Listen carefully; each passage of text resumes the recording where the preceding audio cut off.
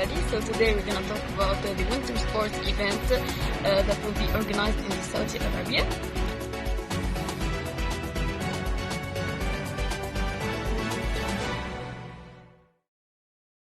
The 2029 Asian Winter Games, called also in Arabic دورة الألعاب الآسيوية الشتوية 2029, officially known as the 10th Asian Winter Games and commonly referred to as Trojena 2029, will be held in Trojena, which is located in Saudi Arabia.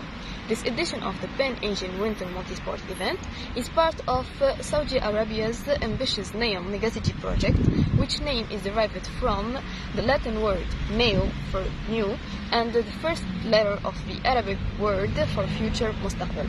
This project is a cornerstone of the Vision 2030 plan led by the Crown Prince Mohammed bin Salman. The budget of this event, Trojena 2029, will be about $500 billion, reflecting the kingdom's commitment to showcasing its capacity for hosting major international events. Trojena's Winter Games complex, covering approximately 60 square kilometers, will include skiing facilities, a man-made freshwater lake, chalet, villas, ultra-luxury hotels to accommodate participants and spectators from all over the world, with an expected attendance of 15 million people. This ambitious undertaking is part of Saudi Arabia's broader strategy to diversify its economy and promote tourism.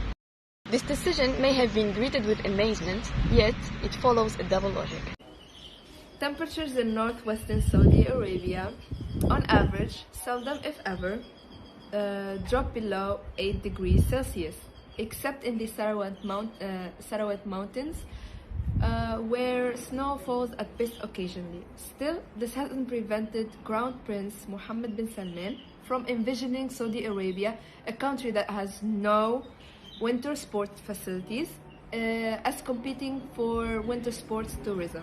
Such an initiative would involve creating artificial environments to stimulate winter conditions, but such an act would result in a number of ecological impacts, mainly related to energy consumption and water use. The combination of high energy use, transportation of materials and personnel, and construction activities would contribute to a significant carbon footprint. This is especially critical given the global push towards facilitating through reducing greenhouse gas emissions to combat climate change. Saudi authorities claim that the new Trojena resort will operate on sustainable infrastructure and renewable energy. In fact, they insist that renewable energy and zero-discharge desalination plants will be utilized to minimize environmental impact. However, environmental groups like Greenpeace have raised concerns about the energy-intensive desalination process and its long-term impact on the local ecosystem. They claim that NEOM is designed to be completely carbon neutral, running on 100% renewable energy, but just because something is powered by renewables doesn't make it sustainable or environmentally friendly, because there are other factors to be considered. The development of a ski resort in an area not naturally suited for winter sports may disrupt local ecosystems and biodiversity. How?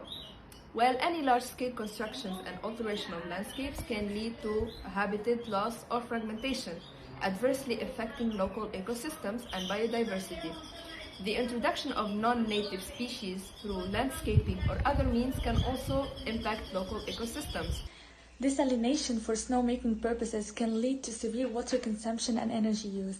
Indeed, one of the impacts of hosting winter games in Saudi Arabia, known for its desert climate, is the huge amount of energy consumption that is mainly used to create and maintain snow and ice in an environment that is unsuited for it. So we will have to keep cooling facilities so that we keep snow and ice from melting, and we will have also to use air refrigeration and air conditioning systems, and this will be also costly and also very energy consuming.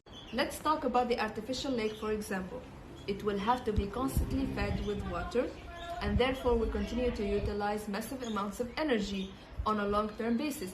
Even if it's powered through renewables, it's a waste of energy. Add to that, maintaining artificial snow and ice surfaces will require chemical additives to improve their properties and longevity, but these chemicals can be very dangerous to the environment and can harm local wildlife and plants if they somehow enter the ecosystem through runoff, for example. So we need to truly be careful while using them.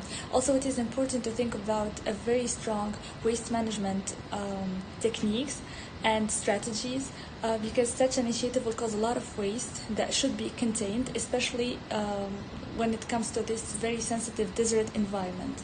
Now, the logical question here is there a need for such a project? Is there really a need for such high consumption of renewable energy or resources? Is there another hidden cause or conspiracy behind this project and the whole Vision 2030? And especially, is it worth the trouble knowing the destructive impacts this would leave the Earth with?